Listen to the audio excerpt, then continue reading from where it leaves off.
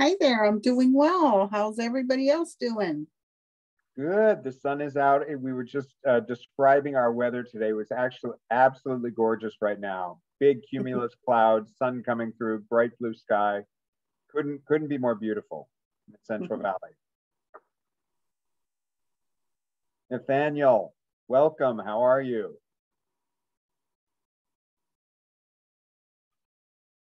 Nathaniel Pennington, I'm wondering if you can hear me. And we've got some good names up there. Names we've seen before. Hi, Gloria. Oh, and Nathaniel in the chat says, I'm doing well. I can hear you. Good. Good. Glad things are working out. Who's here?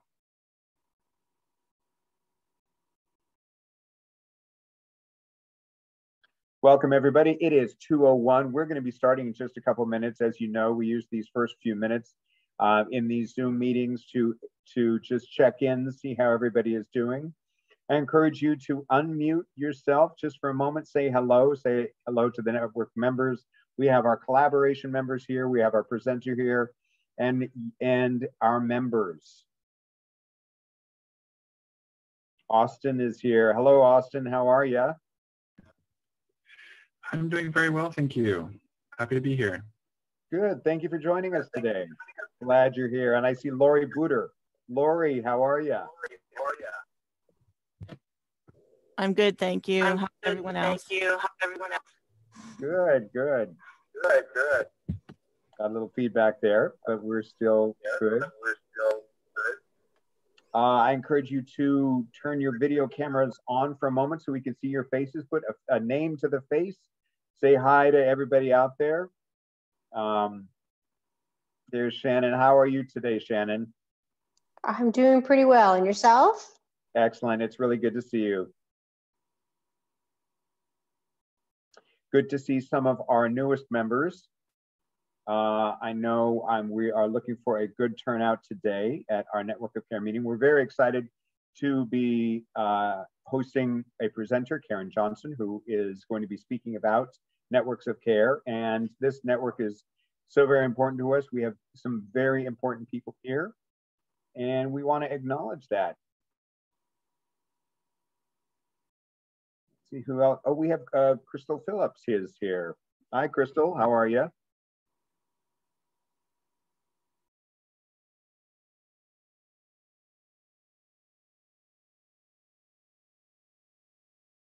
She can't unmute. I'd like to recommend that everybody go ahead and put your name and your organization in the chat box. Go ahead, put where you're from so we know.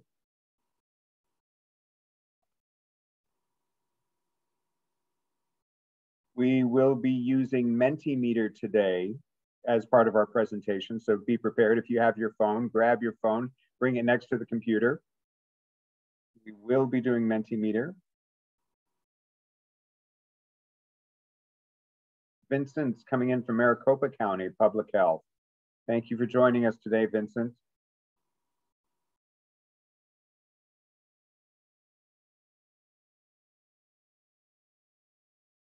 First Five is represented. Adventist Health is represented. Catalyst Center is here. Lori Booter from Lemoore Unified School District is here. Elementary School District. Teresa Alvarado from Aetna. Dennis Haynes, Family Resource Center. Merced County Office of Education. Some wonderful, wonderful participants.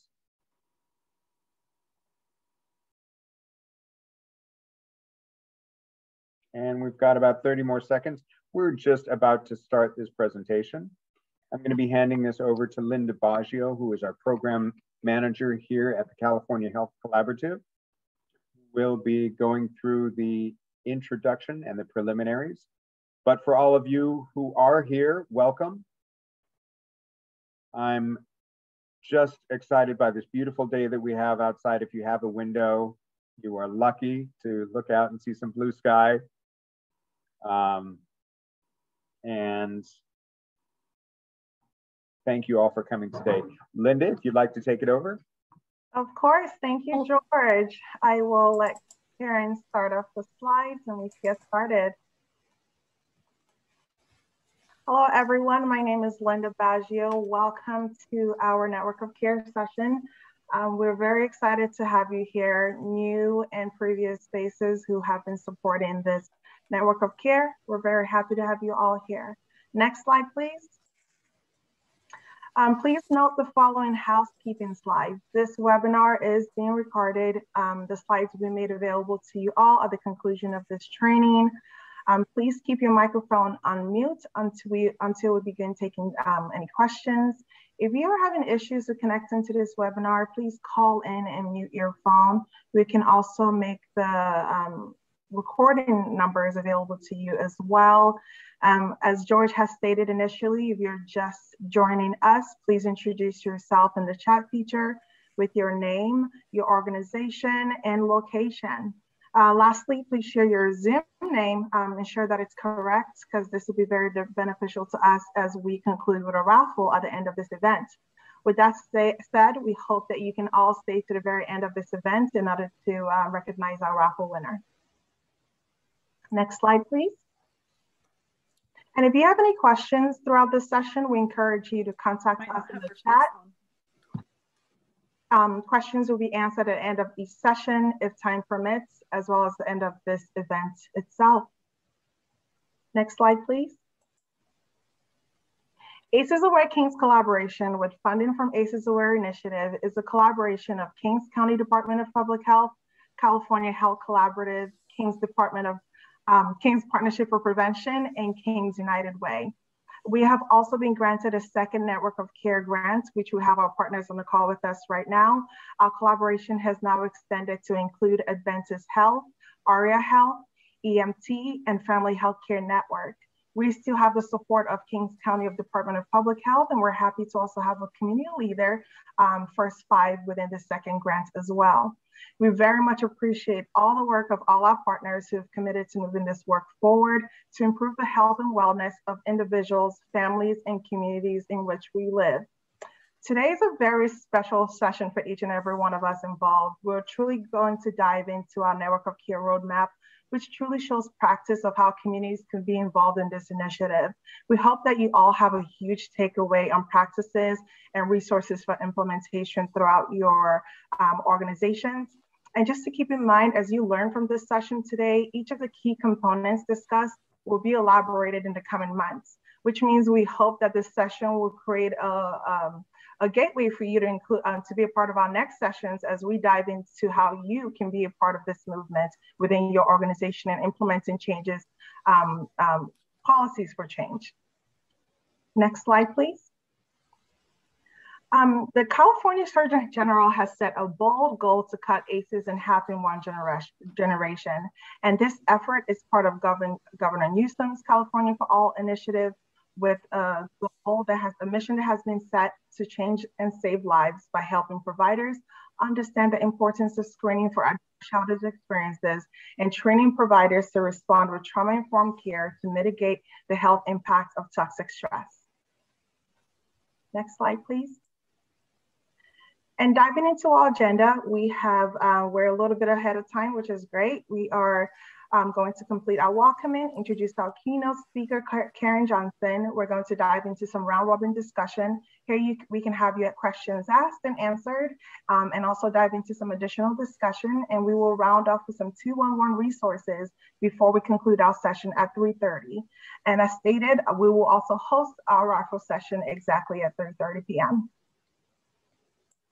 And now I will hand this over to George to introduce our phenomenal speaker, Karen Johnson. Excellent. Thank you, Linda. I appreciate that. We are honored today to be hosting this event, this Network of Care event. And joining us is Karen Johnson. Karen Johnson, principal at the Trauma Informed Lens Consulting. She partners with organizations, systems, and communities to promote individual and organizational resilience, using her knowledge and experience from 26 years working in behavioral health, community services, and child welfare. She brings a wealth of experience to the table today. During her 5.5 years on the National Council for Behavioral Health's Trauma Informed System Services team, Karen led the initiative with Kaiser Permanente, trauma-informed primary care, fostering resilience and recovery to create a change package for advancing trauma-informed approaches within primary care. Karen is certified in Dr. Brene Brown's Dare to Lead and Daring Way and is trained in Dr. Bruce Perry's neurosequential model of therapeutics. She also developed numerous community-based programs during her 19 years at St. A in Milwaukee, Wisconsin. Karen combines the newest science around adversity and resilience to infuse hope and connection into every client engagement, moving organizations and individuals forward in their healing journey. And on that note, I'd like you to unmute yourself for just a moment to give our speaker a big round of applause and welcome. Oh, wow, that's nice. Thank you, George. Thank you, Linda. I don't know that I've heard a round of applause since a year ago. So thank you very much for that kind introduction. You bet. Linda, again, and George, it's wonderful to be here. Thank you for having me. And thank you to all the partners that are connected to the ACEs Aware Kings collaboration. It's really an impressive group. And again, I thank you so much for having me. Before we get into content today, I wanted to start with just a little interaction exercise, try to connect with each other in a little different way. So what I'd like you to do is go to menti.com, and I'm going to share it. So you can do this on your phone or a different tab in at your device. And many of you have already done this. You guys are ahead of the game. Look at that. So for those that don't know this yet, go to menti.com and then enter the code 4978-9260. And you should come to this very quickly. And what'll happen is your answers will come up on the screen. And so what are you planning to do to practice self-care this week? Here we are in the middle of a Monday, looking at another week ahead. And I don't know what your morning's been like. Hopefully it hasn't been too stressful, but it's possible that you're already in a place of overwhelmness, that you maybe haven't had a break yet today. You haven't gotten up and walked around. You haven't done breathing. You haven't done those things that we always talk about that we need to be doing, especially right now. So the more we can be planful, the more we can be intentional about practicing self-care, the better. And of course, this is critical to any of our work related to addressing and mitigating the impact of ACEs and toxic stress. So here we go. So reading, this is like a word doodle. So the words that are entered more than once come up bigger. So going to the beach, walking, spending time with my husband, with family, friends, breathing, homework. Oh, there's someone's doing homework. Hopefully that will be re-energizing for you as you're looking to do that. Resting, baking, exercising, eating healthier, playing with the dog, pet time. So it's a wide range of activities. And of course that makes sense because as individuals, we have our own ways that we re-energize and renew ourselves. So thank you for answering this. And what I would ask you to do is to really keep it in mind as you move through this week, to carve out time to tell someone else that you've committed to doing this, so you hold yourself accountable and they hold you accountable, and to really make this happen. Even if as you feel your week get away from you, please take care of yourself. That's very important right now. Okay, so I'm going to have to ask your, I have to take 1 second to reposition my slides here. And I will be right with you if you can just give me, I apologize, I lost them in the process, the ones that I needed up in the process of coming online. So I will be with you in just 1 second. Thank you for your patience. Okay. Almost there. Now I can go back to sharing.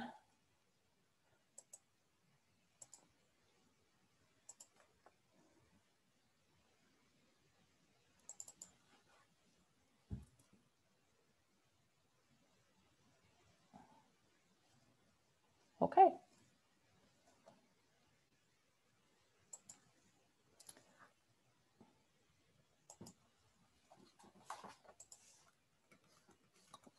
So Today I'm really privileged to be able to talk to you about your network of care, which, by the way, you are far along in achieving, in realizing. But some of the learning objectives that we're gonna focus on today include assessing your readiness for being in a collaborative, exploring those critical partners, especially those that you need in a trauma-informed network of care. So you know, it's important to distinguish that this community we're talking about is a trauma-informed network of care. So that requires a little different lens we're bringing to the work, and identify strategies for engaging critical community partners in the work of preventing and addressing ACEs and toxic stress. So we know that this week marks milestone, approximately a year ago today, that our world as we know changed. And since then we've had, you know, multiple simultaneous public health emergencies. Of course, the pandemic, we had the continuing impacts of climate change, including wildfires that you've experienced in California, a sharper focus on the deep-rooted systemic racism in our communities and our societies. And we also know that vulnerable and systemically overlooked communities have borne the brunt of each new crisis. So as shared on a recent ACEs Aware webinar, and those webinars are incredibly helpful. I hope you're making use of them. We know that the pandemic has really increased concerns related to the impact of ACEs and toxic stress. There's been increased cardiovascular, metabolic, immunologic, and neuropsychiatric risk. Overall, as a result of this last year, we're seeing a pattern of more poorly controlled chronic disease and severe consequences from that. So this work that you're doing in your collaboration, that ACEs Aware across California is making happen, while fully underway before last March, has grown more relevant than ever. What we can say is the sense of urgency for it has grown over this past year. We do know that toxic stress and ACEs, including what has been manifested from this past year, is amenable to treatment. That's the really good news. And there is hope. ACEs are not destiny. And you're part of this collaboration because you know that. We know that healthcare providers can screen for ACEs, can respond with trauma-informed care, and leverage a network of community interventions to improve the health of those that are served. So we know that there are new opportunities to more precisely interrupt the toxic stress response, that early intervention can make a huge difference, and that treatment of toxic stress in adults may prevent transmission of the challenges through further generations.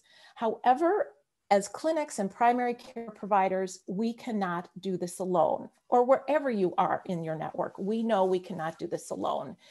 We need help from all sectors across our community to effectively impact and interrupt the impact of ACEs and toxic stress. The big, hairy, audacious goal of the Surgeon General's office to decrease ACEs by 50% in one generation will only happen if we come together and partner as a community. That's the only way it's going to happen. It's going to come to realization. So we need prevention at all levels, you know, primary, secondary, and tertiary, and none of these strategies is sufficient alone, and all of the reach of all of our community partners needs to come together to make that happen. So what is a trauma-informed network of care? This is the definition that is offered by the Surgeon General's office. It's a group of interdisciplinary health, education, human service professionals, community members, and people across all types of organizations that support people across the lifespan and support families by offering interventions that buffer the ACEs and toxic stress impact, and help to prevent, treat, and heal the harmful consequences of toxic stress. It is really critical because it includes this type of network of care, includes interdisciplinary health, education, and human service professionals that come together to do this work. As we're going to talk about in our time together, it includes a long list of partners who bring various resources and skills to the group, to the work. And they provide in varying different ways buffers that support mental health care, access to nature and healing elements, mindfulness practices that focus on the mind-body connection, physical activity that gets us out and exercise in small and big ways, programs that focus on eating healthy foods and understanding our diets, and programs that focus on sleep hygiene, because one of the things we know is sleep hygiene has been incredibly impacted in the face of this pandemic. So that is an important area. These stress busters are from the Surgeon General's office. This last one, the one on the top right, is one I wanted to take just a minute to talk about, and that's supportive relationships. This we know has been very difficult to maintain through our technology during the pandemic. Even though the technology has really helped us to stay connected, we have suffered the loss of being able to hug each other, of being able to gather for holidays, of being able to mourn together when we've lost individuals, of being able to take care of each other physically when we're sick. There have been so many ways that we have been challenged around supportive relationships. And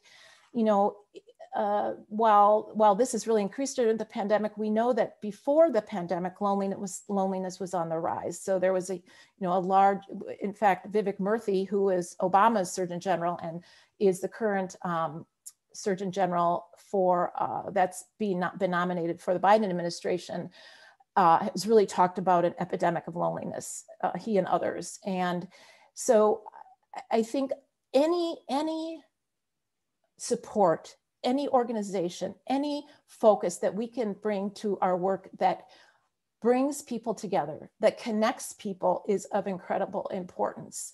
While all of these are important, I just call that out because we're hardwired for connection, and healing happens in the context of nurturing relationships. And when we can bring that to our organizations, when we can make sure we're looking for that in our assessments, how are people connected? What do they need? How can we connect them? How can we support them? That's a really important piece of this puzzle.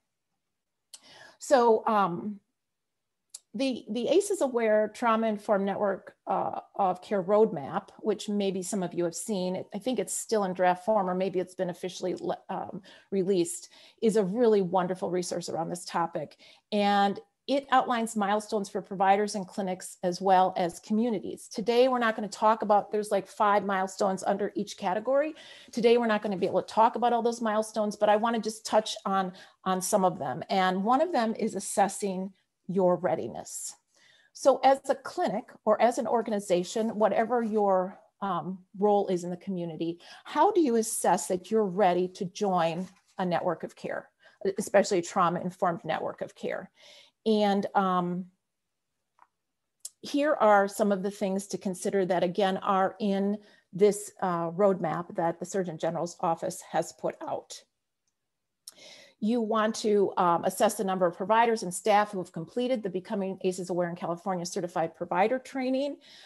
Certainly in the primary care entity, if you're a primary care organization, hopefully you have most of your staff that are required to take that have finished that training, and make sure that they've done the attestation process, that they let ACEs Aware know that they are now able to receive Medi-Cal payments for those screenings.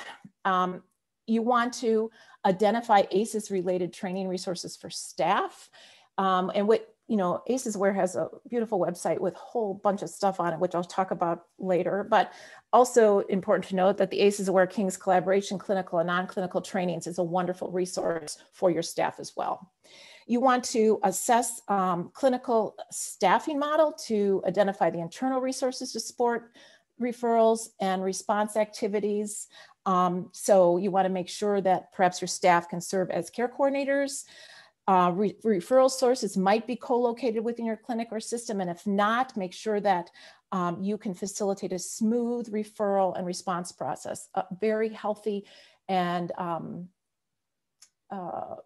robust warm handoff process. And you want to implement an ACEs screening tool, as you know. That's a major focus of the ACEs Aware Initiative. Use the response algorithm that's provided and the clinical workflow, and incorporate trauma-informed care into and across your practice. So I'm not sure how many of you have been able to start a trauma-informed care initiative in your organizations. Again, that movement has been in the works for approximately 8 to 10 years prior to our last year with the pandemic. And again, it's trauma-informed care. Using this across your organization is very helpful for laying the foundation for you to be resilient in the face of adversity, stress, and challenges. So some of the components of a trauma-informed organization, this process, it's really an organizational process. You work on establishing the physical and emotional safety of both the patients that you serve and the people you serve next to, all of your staff. So it includes everyone. Build trust across the organization between providers and patients and between staff. Recognize and respond to the signs and symptoms of the trauma. Promote centered evidence-based care, of course.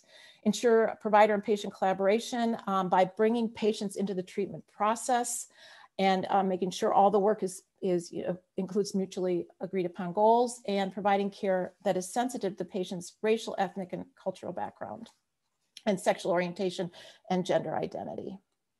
So that readiness assessment you're going to want to do first. So look internally, put the mirror up to yourself to sort out if you're ready, how ready you are to engage in a network of care, trauma-informed network of care. Then you want to, of course, explore your community partners. And now I have another Mentimeter question. So I hope you haven't closed your,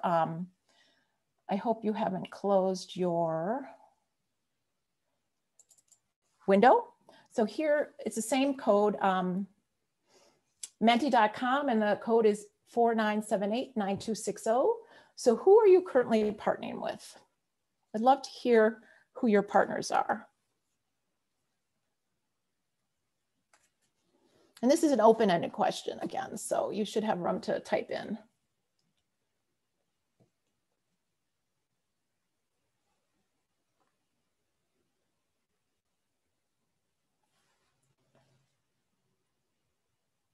Health Collaborative, Public Health, Other Clinics, first 5. Kingsview, King's Behavioral Health.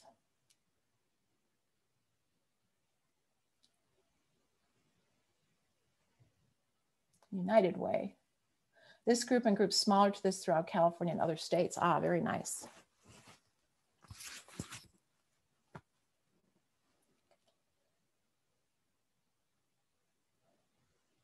Is anyone partnering with the schools yet? If you are, maybe in a small way. Migrant Education Region 8. Office of Education, yep. Family Resource Centers, other first 5s, County Office of Education, yep. Schools, there's a schools one, okay, yeah, very good. Local tribes, thank you.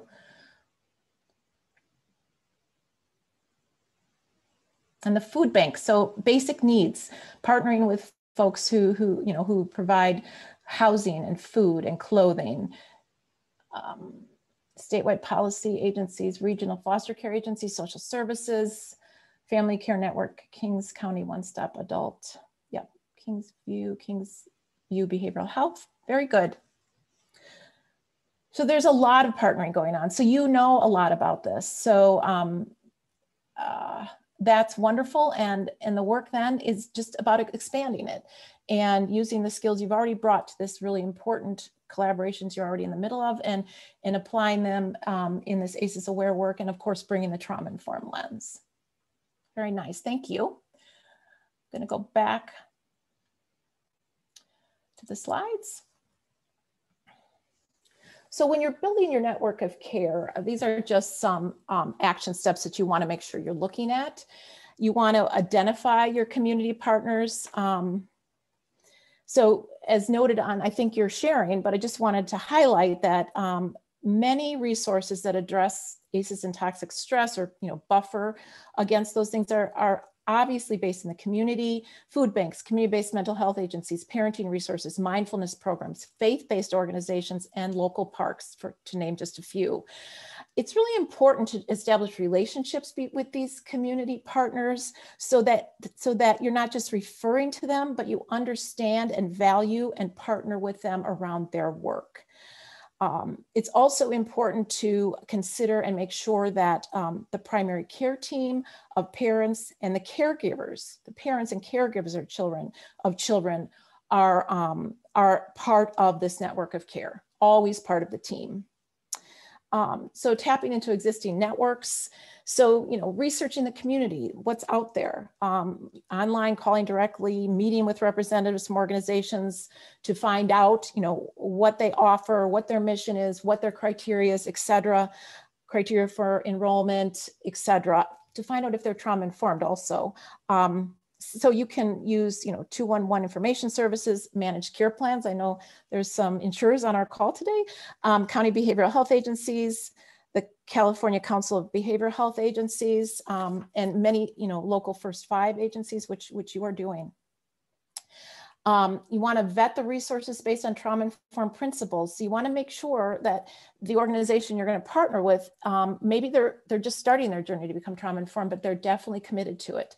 They've embraced the principles. They may not have embedded them into their work yet, but they've embraced the principles and they're committed to making sure that that guides their work and their mission, that there's alignment there.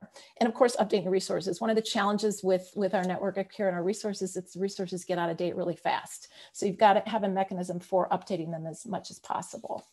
Here is a list of key stakeholders that again is provided by ACEs Aware and their in their roadmap, network of care roadmap. And you'll see that these are many of the things we've already talked about. All of these organizations in one way or another, when you put them together, address those stress busters that are in that graphic that we showed about 3 slides back. So take care of things such as sleep hygiene, physical exercise, mental health concerns, eating well, mind-body connection, and of course, mental health services, and then of course, social connection. You really want to be really creative when you're focusing on your key stakeholders that you're going to reach out to. This is a community needs assessment. It happens to be a resource that came out of the National Council for Behavioral Health. It comes from a trauma-informed, recovery-oriented systems of care toolkit. So a toolkit that's really focused on working with addiction providers and their large network of care. So it is geared a little more towards those efforts, but this tool can easily be adapted for your community and can help you really understand what services are available and the culture of your system and the community as it pertains to trauma-informed care. So individual stakeholders can complete this list and make sure you also, if you're going to use this kind of community needs assessment, make sure you're also including people who use the services, caregivers, staff, in addition to organization representatives. The nice thing about this kind of needs assessment is it can plant the seeds for future partnership. So you not only get input, but you show that you want to learn more about their work and have a conversation about how you can collectively come together to make a difference. So very helpful, very useful for lots of reasons. This tool comes out of ACEs Connection. I hope you're all familiar with ACEs Connection. If not, we'll talk short about that briefly in just a minute. But this tool was developed to ensure that initiatives focus on being inclusive when forming a steering committee, recruiting leaders, providing education about ACEs science, recruiting members, or any other resources or services. The more inclusive your initiative is, the more diverse it will be, and you'll have a real chance, a real shot at achieving equity, which of course is so important when we're trying to address these very challenging goals, and of course, completely aligned with trauma-informed principles. If you aren't addressing equity, you really are missing the mark on being trauma-informed. So this specific tool helps initiatives organize their community contacts to make sure that every part of the community is included, from education to law enforcement to the faith-based community. You can track what sectors are missing and use a demographic lens to make sure you're reaching all people within a sector. It includes, you see there's 11 demographics that are identified as important to include in an ACEs initiative. For example, just as an example, many communities have a refugee population that often has its own youth groups, religious organizations, media and health clinics that may be unknown to the majority of the community's population. So that is an area that you want to make sure you're focusing on, and this equity filter prompts you to do that. Also, an example of a sector that is often overlooked is systems trauma. It's the 11th one on the far right. And, you know, it's important to remember that there are many out there who have been traumatized by the very systems put in place to serve them. So, example, children who have experienced abuse in the foster care system, domestic violence survivors who have been humiliated by police, patients who have experienced difficult interactions in healthcare. These individuals need to be included in a local ACEs initiative. And this tool can help you make sure that you're doing that. So I think it's a very helpful instrument. So there are comments in the chat box, which I'm not actually able to multitask so well, but Linda, if there's something that's coming up, or George, if you want to interrupt me, please feel free to do that. We can also go back to those when we do questions and answers. Is that right? Yes, absolutely, Karen. And I'm minding the chat feature as we speak. Okay. So if Good. something does come up related to what you're talking about, I will ask for your attention. Yay, thank you. Thank you very much. You bet. So moving on to engaging the network of care. So how do you bring these people along, your partners, to, you know, understand the urgency and the critical need to address ACEs and toxic stress to prevent it and mitigate its impact? So first of all, I mean, you know, we need to be really good at making the case. And we can do that by exploring what relationships are already at the table. So who are the champions? And who do you have relationships with outside of the primary care arena or outside of the arena that you're currently focused in? So who are the business leaders, government leaders, faith-based leaders, union leaders? Those are so for example, is your mayor involved? Are your council members or legislators involved? Your chief of police, your judges, your superintendent of school, your chamber of commerce members, leaders, your bank presidents, economic development council, faith-based leaders, etc. Who in your organization, your leaders, your staff, your board members that might have relationships that can be leveraged and brought to the table. You're looking at who can carry the mission to businesses and faith-based organizations. So outside of your traditional areas of focus, outside of those groups that you usually hang with, that's what you're looking to find if you have relationships that can reach out to those non-traditional partners. And you want to know who would commit time and energy to this work and help to make it make sense or bring it to life within both your traditional and non-traditional settings. You want to, when you're doing this with these partners, you want to find out what's relevant to the partner that you're recruiting. So it's important to make sure that we're not just selling someone on a project or on this process, on this initiative, on this collaboration, but we're listening to their key issues. And through that process, we usually can find common ground and come together to address, you know, challenges that we all face. So, you know, what are their top 5 biggest problems? And, you know, often you can find a way to relate those challenges to the mission of ACEs Aware, of your collaborative. Usually you'll get to a place where you're discussing trauma and wellness and in a way that others understand. You want to make sure you're embracing multiple perspectives and find common concern and focus. For example, usually an area that is shared by really any organization, any business, any type of entity is staff, the workforce resilience, the wellness of the staff. And this initiative, absolutely, a trauma-informed initiative, a trauma-informed network of care absolutely focuses on the wellness of staff. So that's an example of if an organization, a system, business is experiencing high turnover, for example. That's something you can speak to very well with this ACEs Aware initiative and can easily, find common ground. There are many community collaboration benefits that you can tout or brag about when you're trying to bring a partner into the process. So, for example, building awareness regarding how this impacts everyone. This is really about everyone in the community, especially as we have moved into this pandemic. There's just such a universal nature to the work and the challenges that we've faced that we really have been able to talk about that universal impact, how everyone has been impacted by stress, distress, and worry and adversity. And thus, we can all come together and benefit from learning about that. One of the other benefits is you can increase the confidence of your staff in handling these challenges within the organization. You can enhance referral protocols so that community members connect more to local services.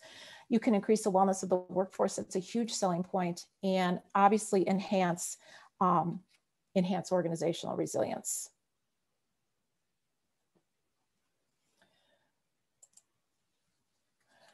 So communicating for buy-in, I'm guessing all of you do this on a regular basis, but this is especially relevant in our work to build a trauma-informed network of care.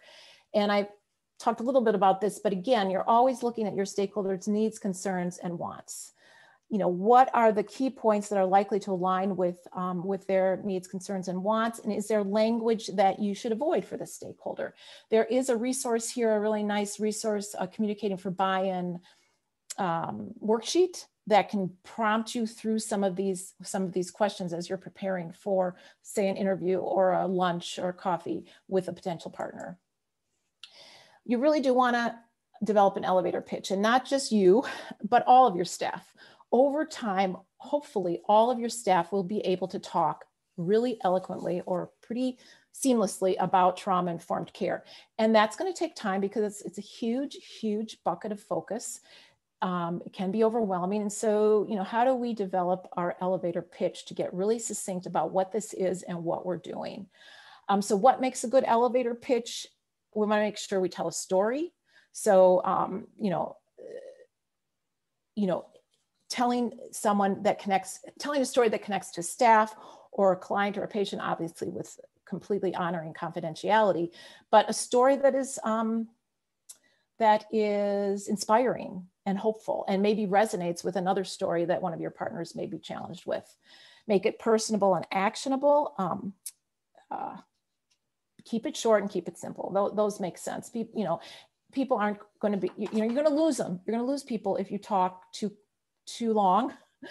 And you have to be careful. This last thing is important because so many of us are passionate about this work. And when we lead with that in a way that when people don't even understand the terms we're talking about, that can, people can go, oh boy, I don't know, give me a chance. So be careful to rein in the passion before there's some shared understanding. So I wanted to share an elevator pitch that I found on ACEs Connection. It was written by Karen Klemmer, I believe, from ACEs Connection. And it's just an example. It's supposed to be about 30 seconds. So let me just briefly share this. If she were, in an elevator with someone, or walking down the hall, whatever, finding someone at the local coffee house. ACEs, adverse child experiences and toxic stress represent an urgent public health crisis. These ACEs are serious childhood adversities that result in toxic stress that can harm a child's developing brain and body. They may even prevent a child from learning, from playing in a healthy way, can result in long-term health problems when they grow up. We know that these ACEs are a powerful predictor of adult social functioning, well-being, health risks, disease, premature death, and really they're strongly associated with the 10 most common causes of death in the United States. But that's not the end of the story. Just hold on one second. Stress can be buffered by caring and supportive adult relationships. Safe, stable, nurturing relationships and environments are among the most powerful protective and healing forces in a child's life. So, I know you do this all the time, and we together can maybe come together in the community to foster more, create more environments in which children are experiencing healthy, nurturing, supportive relationships at home, at school, in the community, etc. So the maternal child adolescent health emphasize upstream efforts to prevent and reduce ACEs. I'd love to talk with you more about what we're doing in our work. Would you be interested? So that's an example of a fairly long elevator pitch, but getting at both the challenge and the solution and making it a passionate pitch. So becoming a collaborative, you know, there are many steps. And again, I would point you back to the ACEs Aware resource that talks through this. But when you're coming together as partners, and actually if you're in your King's collaboration, I'm guessing you have already done some of this, or maybe most of it, but you want to formalize the structure, make sure you have started to have conversations about who has what roles, you know, if you're having a meeting, who's taking care of what, etc. However you can address the structure.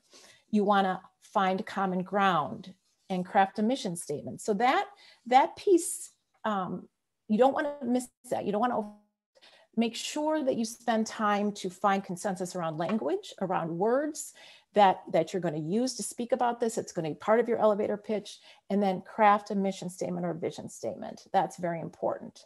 You want to work to develop memorandums of understanding. So, you know, those are in place to outline the parameters of a partnership in a formal way.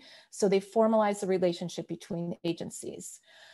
You can create standardized intake processes. That is a huge piece of how this work can be helpful to the people that you serve, where someone who comes to one part of your network shares their information, does all the intake questions, and then those over time can be shared with other parts of your network, of your referral network, meaning that someone doesn't have to tell their story over and over and over again. That can be a very important benefit of this work. Sharing data, of course, that requires a lot of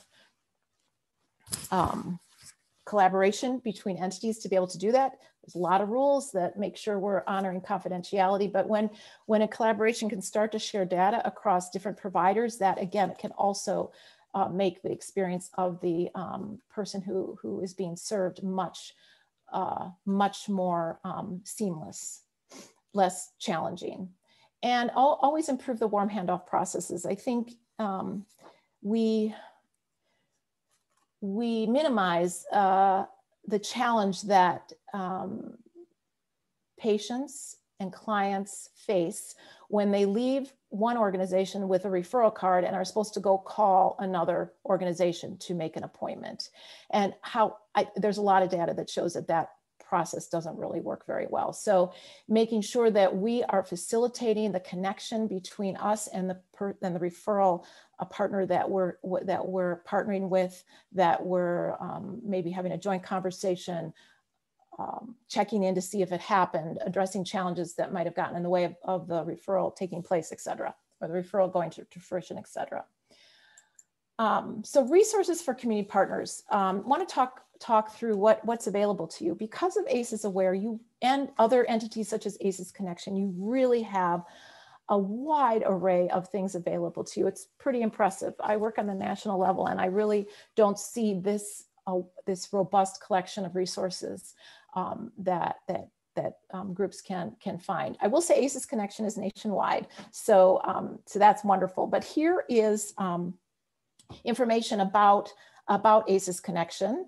So ACEs Connection, if you aren't familiar, really is a social network platform that is, I always reference it as the glue of our movement. I really do. They bring together all of the entities that are doing this work across diverse settings and silos, and they facilitate communication and make sure the newest research and the newest evidence is shared across networks, et cetera.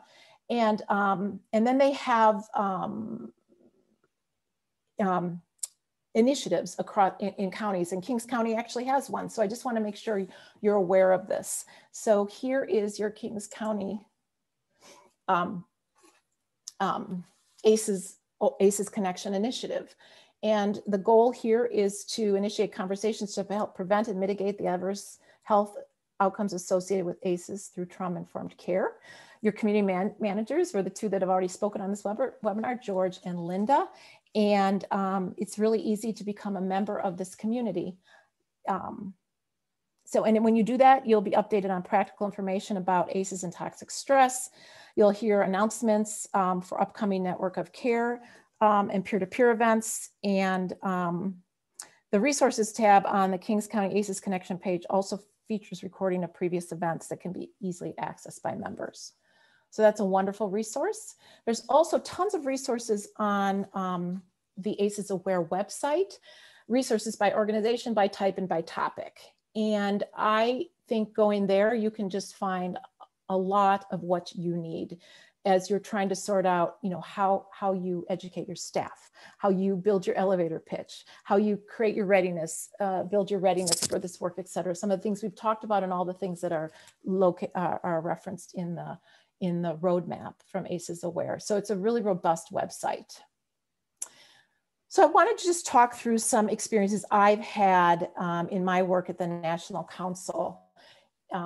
I worked there for and since then I worked there for 5.5 years, as George kindly noted. And there were several collaboratives, many collaboratives that we did, community level, regional initiatives that brought many different stakeholders together. One of them was what we called the Wellness-Oriented Trauma-Informed Care Initiative out of Ardmore, Oklahoma. From 2016 to 18, Ardmore Behavioral Health Collaborative partnered with us to provide consultation, training, and technical assistance to its partners to improve health outcomes for the people who lived in Carter County, Oklahoma. So, this is the list of all the people, all the entities that were engaged in this collaborative. And you can see it's a diverse list, which is really one of the themes of this networking process, is to get as diverse, to be as creative as possible. Interesting, when I talk about leveraging relationships, which I talked about in one of the past slides, this was really interesting to watch. One example was the president of First National Bank had a key champion from the beginning as this thing was forming.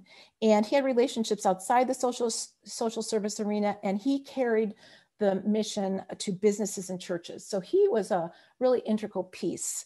Also, another example is the hospital CEO had committed time and money to the mission, which helped legitimize the efforts with physicians and medical providers that were part of the healthcare system, the primary healthcare system. So again, leverage the relationships. And this is just a slide that talks about what they did in Ardmore. They empowered individuals and families to improve health and wellness. They increased that cross-sector understanding of the impacts of challenges, the impacts of untreated behavioral health challenges in the community. And they really tried to break down the silos. When they did their needs assessment, they found that they had approximately over 200 individual organizations that were meeting needs, but not doing it in a coordinated way. And so they really worked to coordinate those efforts across all the organizations, so that they were having discussion, they were doing an analysis, making recommendations, and basically moving policies to result in better health outcomes. I just want to talk very briefly back to the First National Bank. Again, that gentleman, he really believed that healthy people are good employees. That was the belief system he brought to his workforce. And he understood that emotions and other challenges affect how you perform in your work. He had already been looking at wellness, but he hadn't addressed mental and spiritual health.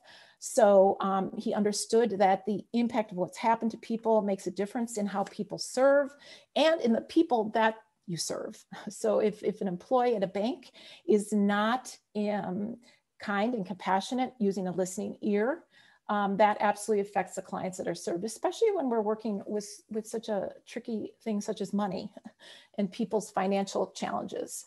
So what they did is they brought in marketplace chaplains who provided neutral support for bank employees around family illness, death, and sorrows. That was one really creative way in which they made their partnership address the needs of the people that were being served, that address the needs of the staff in that bank. Another perspective I want to share is Fostering Futures of Wisconsin. I happen to be from Wisconsin, so I was privileged, even after I'd already joined the National Council in DC, to be part of this initiative. It was from 2016 to 17, and basically we partnered with Fostering Futures and their various steering committee entities to provide training, consultation, and a learning community to 14 county level agencies and seven state department agencies. And the State Department is really the one that was really quite unique. So we worked with the Wisconsin Economic Development Corporation, the Wisconsin Department of Children and Families, Veteran Affairs, Department of Health Services, Department of Corrections, Department of Workforce Development, and also the Department of Public Health. And it was really fascinating work. So I wanted to share a little bit about what we learned. It was important to understand that entity really was took fruition through the relationship with the governor of Wisconsin at that time. First Lady Tonette Walker, who was trauma-informed care was one of her champion efforts. And so she engaged the state level government, including the governor, to make this happen. And he invited these 7 state organizations to the table to learn about trauma-informed care. So I think it's important to just reference here that and remind us all that this work is bipartisan. Scott Walker, a Republican for sure, but we can definitely work across partisan lines here always around this very important work. And that likely isn't a surprise to many of you, but it was definitely a very interesting part of the work that we did in Wisconsin. You want to always start with executive leadership. So that's how he brought in those state leaders. That's in the Fostering Futures folks also did a lot of communicating for buy-in with executive leadership. I would say in general, leaders are really needed in this work. If you're going to bring a partner to the table, you want to bring the leaders. They need to understand the urgent need to embrace the work. They need to remove the barriers, whatever that looks like. People that have the power to do that need to be involved. So if, for example, if staff who are participating in this work need to have a back coverage so that they can get away to go to a meeting, that's what a leader does. A leader supports the work in that way. Find resources for the work.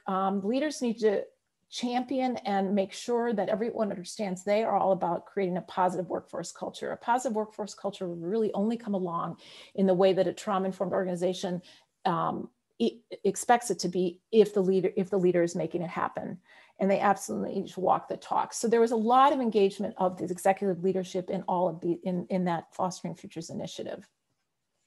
It was really important for us to understand and embrace a non-direct service view. So it's interesting because when you look at those 7 state entities, many of the staff at the department level, most of them were in Madison at the state capitol, they were really engaged in writing policy, dealing with regulation, dealing with funding, all of those things that profoundly impacted the consumers that were being served, but they rarely, if never, maybe had direct contact with the consumers that were receiving their services.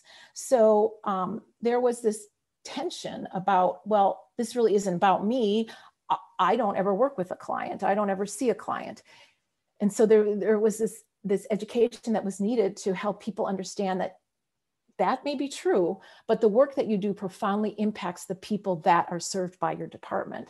So embracing the non-direct service view, making sure that everyone understands this goes way beyond the clinical workforce or the case management workforce or the providers. It really involves everyone. It involves a clear acceptance and embracing of the principles of trauma-informed care and using those in every interaction. So for those 7 state departments, they did a lot of holding up the mirror to themselves, a lot of shared training around what the principles were, the language, about how that manifested itself in their own department interactions, in their own staff culture, and then addressing how that applied to the work that they did that impacted the end user. There was lots of successes in the Fostering Futures Initiative. Trauma-informed care language increased. There was improved staff culture, increased staff engagement, and the need to focus on staff care. Consumer interactions were less enforcement-based. There was increased ability to hold people accountable in a trauma-informed way.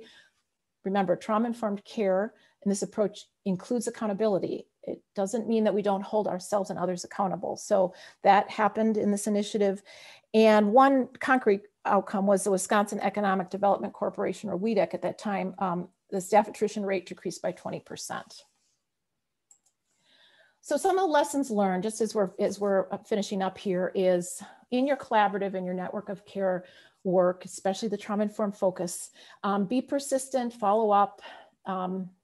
This is baby steps. And so you just need to understand and trust the process. You know, stay focused, but be okay when it changes, understanding this is not linear. You're going to have implementation dips. It's going to feel like it's moving along, and then you get stuck and you're spinning your wheels. That's really, really normal, especially with any kind of organizational transformational culture change. Make sure that you're using the experience and relationships of your partners, that you remember you can't do it alone, and everyone brings gifts and talents and experiences and knowledge to the table that you don't have. So rely on that. Always include the voice of people who are served and the staff who do the work. Make sure in any of your initiatives, you're inviting that voice of lived experience and the voice of staff at different levels to the conversation, to the problem solving, to the program development, et cetera. Think big, you know, envision what it's going to be in 5 years, 10 years, but talk in small steps so that people don't get overwhelmed, so that you can celebrate the low-hanging fruit, that you have things to celebrate always. And remember, this really is relevant to all audiences. So share it broadly, share it everywhere. Get that elevator pitch down. Make sure you're talking about it in all of your interactions, because you never know who's listening. You never know who might take you up on it, who will develop a passion for it and become part of your community.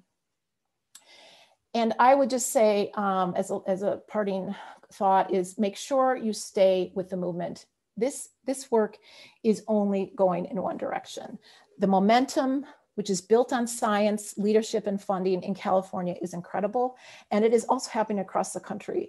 And the science behind it, which ACEs Aware is really very committed to sharing and uncovering and doing more research, is laying a foundation that it's just indisputable. We know what we need to do to prevent and mitigate the impact of ACEs and toxic stress. And there's no question that we need to keep doing it. So stay with it, because you're doing all the right work and you're asking all the right questions. So that's the end of my formal presentation. I'm going to stop sharing now so that share your screen after this. Excellent. Thank you, Karen. I'd like everybody to unmute or open up your video cameras and give Karen a big round of applause for her presentation. At this point, rounds of applause are few and far between, so we like to give them when we can. That's very nice. Yay, good job. Very good. Thank you. You are very kind. Thank you. Thank you. Really useful information with regard to the network of care, building the network of care, and keeping that in your forefront of your mind. I really found that elevator pitch section to be really just valuable. And, you know, Karen, I was thinking about that elevator pitch, and, you know, there's so many things that pull our attentions in different directions. And I feel that there's something that might tie in behavior, people's behavior with trauma, and how to weave that into the elevator pitch. And I'm wondering if you had some thoughts on that, on how it could bring that to the forefront, on why this is so valuable for people to have as part of their organization.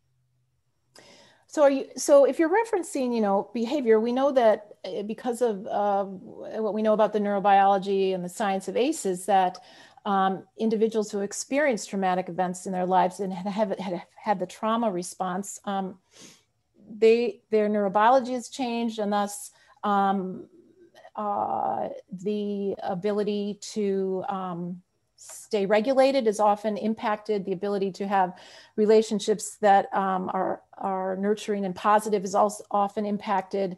And what we know is symptoms are adaptations. So, you know, if that's what you're speaking about, George, is that what you're speaking about? That often behaviors that we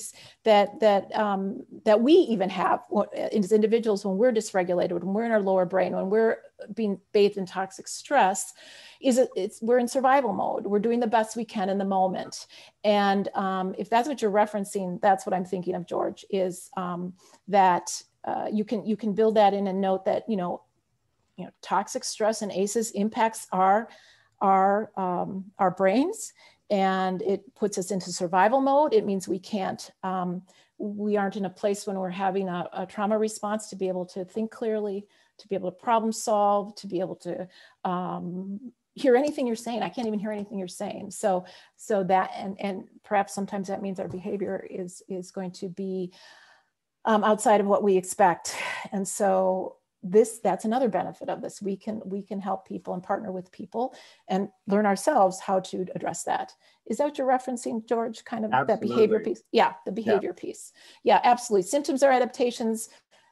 We move into survival mode. It can happen to all of us. Certainly people with a history of trauma are more prone to that. And thus we understand that people are doing the best they can in the moment. And we also use the question, it's not what's wrong with you, it's what happened to you. That's another way that we reframe that paradigm when we're in those difficult moments. Love that catchphrase, really important. Not what happened to you. It's not what's wrong with you, it's what happened to you. Correct. Excellent.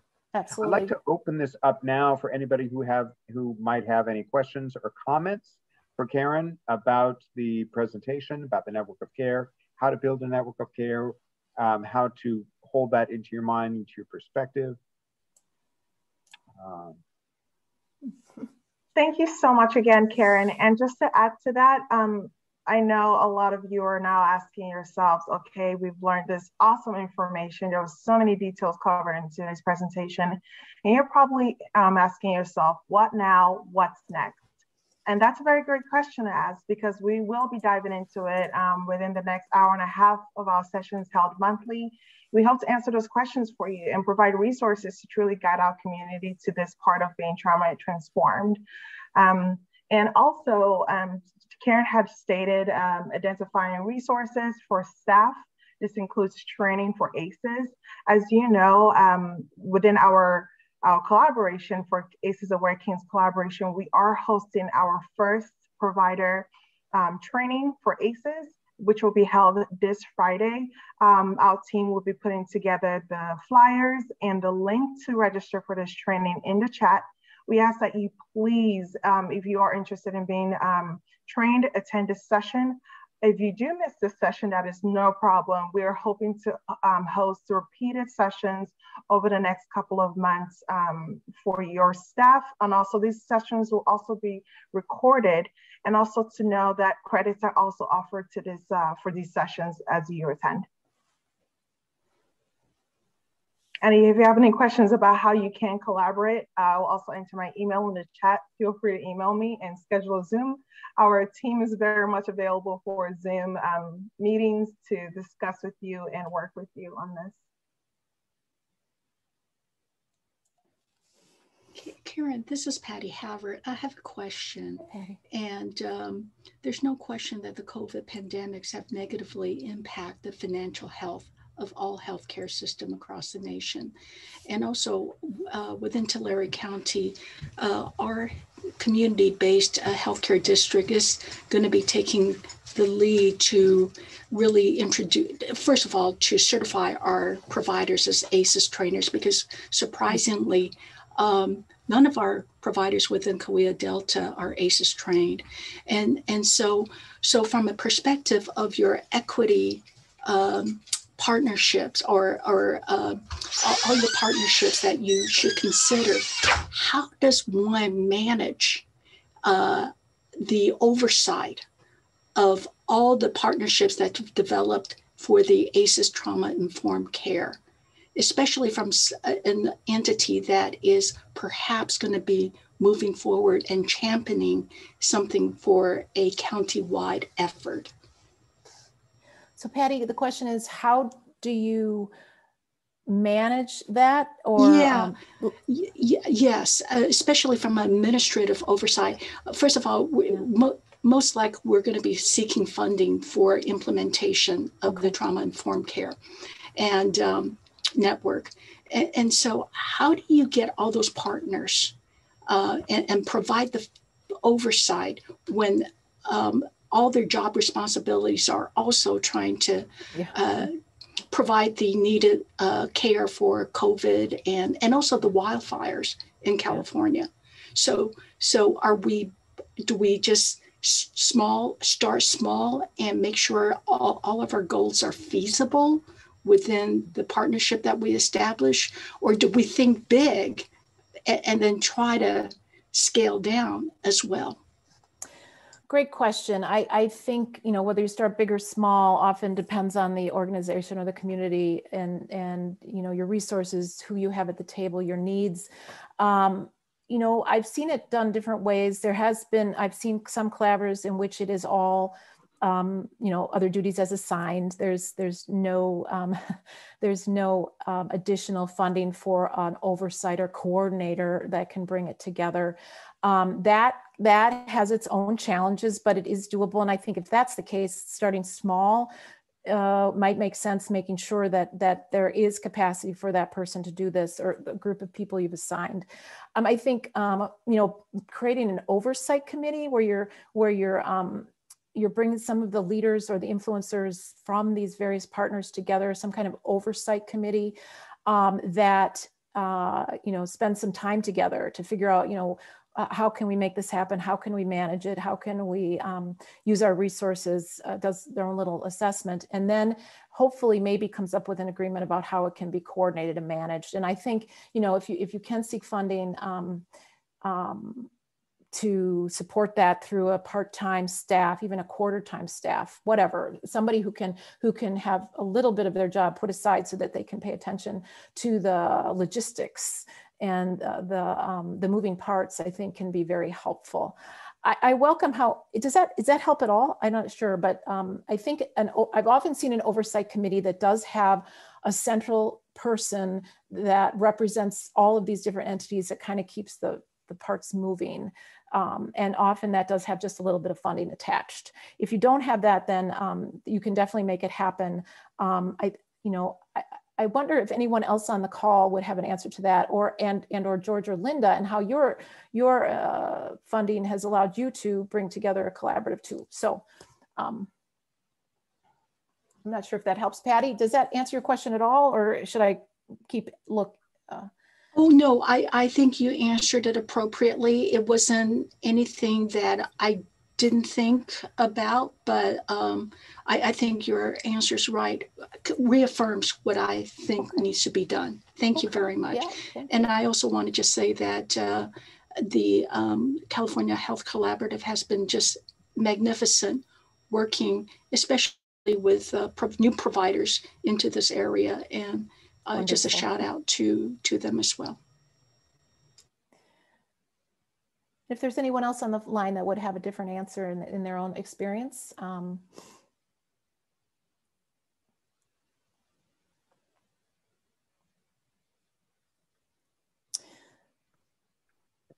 It's interesting that collaboration in Ardmore, Oklahoma started from five women who had known each other forever and met every week for whatever coffee, and they wanted to make a difference, so they started reaching out, and that was where the funding came from at the very beginning. Of course, then they were able to grow from there. But it can happen,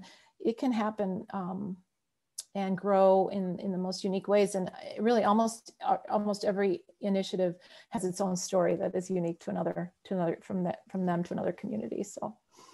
And those case studies, Karen, are really excellent. They give us role models, and they give us ways to look at how others are doing this work, so that we might try matching them or try, moving forward in their footsteps. So thank you for bringing those case studies. Yeah, no, thank you. Unless somebody has another question or comment for Karen, we're about to move into our referral presentation from Kings United Way. Is there any other questions or comments for Karen Johnson at this time? I encourage you, if you do have something that is still bubbling inside and you'd like to get out, to either email myself, Linda Baggio, and we will get that to Karen. We always like to respond to questions, comments, and if you have or would like to follow up on something that you heard today. Slides will be available, as will this video recording afterwards. At this time, I would like to invite Annette, Erica, and Lexi Terrell to join us from Kings United Way, who will be doing a presentation about 211 and the Community Information Exchange. Thank you, George. Good afternoon, everybody, and happy Monday. My name is Erica Lopez. I am the 211 coordinator at Kings United Way. Supporting these efforts is also Executive Director Nanette Villarreal, and we also have Community Engagement Manager Alexis Terrell, which you'll be hearing from in just a little bit. Next slide, please. So first, I will be presenting on 211 Kings County. And after my presentation, you'll be hearing from Alexis Terrell on the Community Engagement Information Exchange. Sorry about that. All right, so in July 2000, the Federal Communications Commission assigned the three-digit dialing code 211 for the exclusive purpose of providing widespread access to community information and referral services. 211 Kings County allows you to access information on our database like community, health, and social services. 211 is available 24/7. It's free to call and it is confidential. Next slide, please. All right, so 211 Kings County has several different ways you can access community resources. Reminder that all ways to access 211 are free, available 24/7 and confidential. When you call 211, you get connected to a live call specialist. Call specialists can provide information on local agencies, providing services over the phone, or can also send information through text. When calling 211, each caller is also offered a follow-up call to ensure that the caller was able to access information and provide additional resources if needed.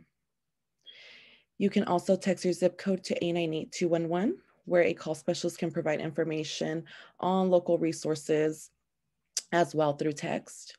You can also search for information on our database in both English and Spanish by visiting 211kingscounty.org. And I'll talk a little bit more about the website in the next slide. We also have a mobile app called 211 and Telephone. Very similar to the website, both display different categories. You can also search by text on both, and you can get information on local resources in both English and in Spanish. Next slide, please. So earlier during the session, Karen was going over the Stress Busters wheel and did mention, resources on physical health, mental health, nutrition education. 211 Kings County is a great starting point to look for resources to help support your patients. You can find local information on 211 Kings County website through our categories list, which will then give you a list of subcategories such as nutrition education, physical activity, which was mentioned earlier, as well as support groups, counseling, hotlines, and much more. So as mentioned earlier, we also have live chat available where you can get connected to a live call specialist if you're having any trouble finding resources through our search by text or through searching for categories. So information you will receive, you'll be able to receive on our website is information on programs, which would be description of a service, website links, as well as phone numbers, location, hours of operation, and program delivery, such as documents required, as well as eligibility requirements and much more. You are also able to print this information directly from our website on local agencies, providing these resources that can help support your patients. Next slide, please. We also have 211 Kings County cards available in both English and in Spanish. If you're interested in supplying cards to your patients, please let me know and I can get those cards over to you. I'd be more than happy to. So we aim to bring organizations and information on organizations in the community together to better serve Kings County. And we want to make sure your voice is heard and provide any information on local resources that you think would be a good fit for our 211 database. If you can please reach out to me and my team, we'll be putting information or contact information in the chat box. During this time, I'm gonna go ahead and turn it over to Lexi, who will be giving information on the Community Information Exchange. Thank you. Thank you, Erica. Again, my name is Lexi Terrell. I am the Community Engagement Manager with Kings United Way. 211 is an amazing resource and is something that many of you have probably used for your clients or even yourselves as a self-help resource. The CIE Community Information Exchange will supplement the efforts of 211 by becoming a database for providers that will enable you to send referrals to other organizations on the platform for your client to get connected to appropriate resources such as mental health, food, physical health, and other needed services. Built-in screeners such as the ACE screener, both available for children and adults, and the ability to download reports make this CIE a versatile tool to support our organizations and our community. Next slide, please. Here are the core components of a CIE that create a community care plan. The network partners, which would be all of you when you join, a shared language talking about the social determinants of health, and the individual longitudinal records. The resource database and the bi-directional referrals makes it quick and easy to send and receive client information and referrals. And finally, the Unitas platform and possible data integrations with other systems already used by the community. Next slide. To further explain the CIE, it'll link patients and their families to the needed services. The Unitas platform will accomplish this with the data, with the resource database that helped you find the information on participating organizations and agencies and enables you to start the closed loop referral process. The closed loop referrals are sent and either fulfilled or returned back to the originating organization if the program is full or is no longer funded. Email notifications make sure that no client falls through the cracks of care, and knowing that we all have busy schedules already. And finally, the sharing client data protects the client from having to tell their story more than once. And any changes to the contact or content of the client data is automatically updated platform-wide. Next slide, please. Unitas hosts information sessions so you can learn more about the Unitas technology platform. Presentations will cover how to use the platform and how your organization can join. Most can join for free. If the dates and times don't work for you, please reach out to myself or Kendra Denisian, the Unitas platform, our Unitas project manager, and we can schedule a session that'll work best for you and your organization. Thank you for your time. And if you have any more questions or want more information about the CIE or 211 Kings County, please reach out to Erica, Kendra, or myself. I'll provide the links and emails in the chat box. Thank you. Thank you, Lexi. Excellent. That 211 is and the Community Information Exchange are excellent resources. Hold those in your head if you know people who use referral systems. They are very valuable. I'd like to close today's session by just reminding you about our upcoming dates. March 15th, today was our Network of Care session. The next one is April 19th. May 17th, June 21st, and July 19th. All of those sessions run from 2 to 3:30 and are here on Zoom. You do need to register for each one. So when you put that in your calendar, make sure you register ahead of time or register the day of and pop right on to Zoom and we'll be here. As Linda had said previously, we have our upcoming supplemental training. That is actually this Friday, March 19th. It's at 10 a.m. It's a 2.5-hour training. We're really excited about this training. It has been approved by Aurora and Dr. Nadine Burke-Harris herself.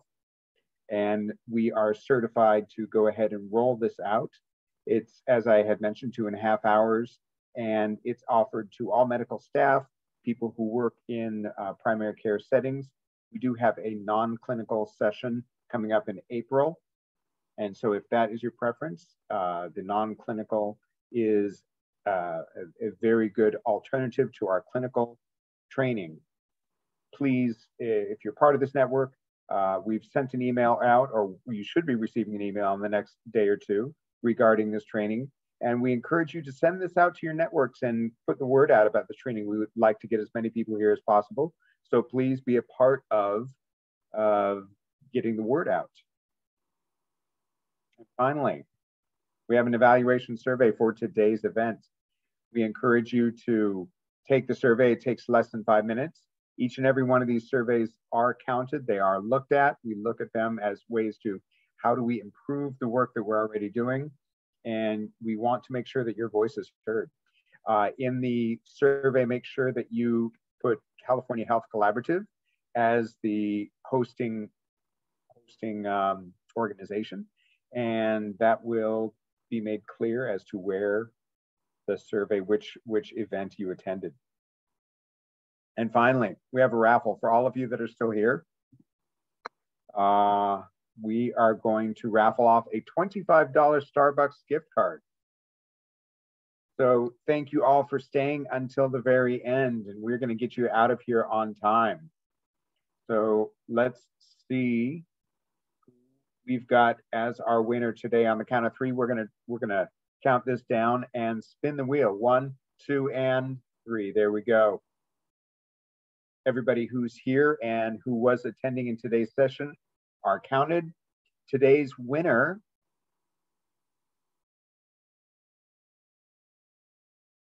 looks like it, Carmen Becerra.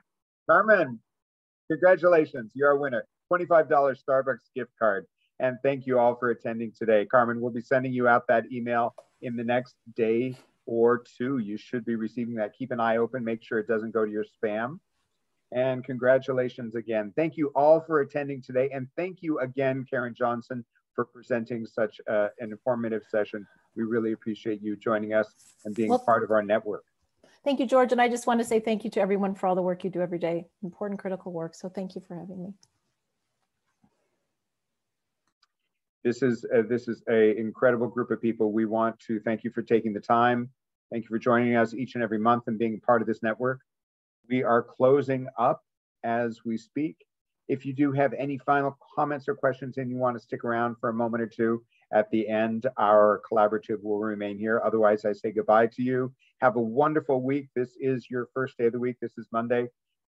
Take it and enjoy. Let it flow into the rest of the week with all the good vibes that we got in today's presentation.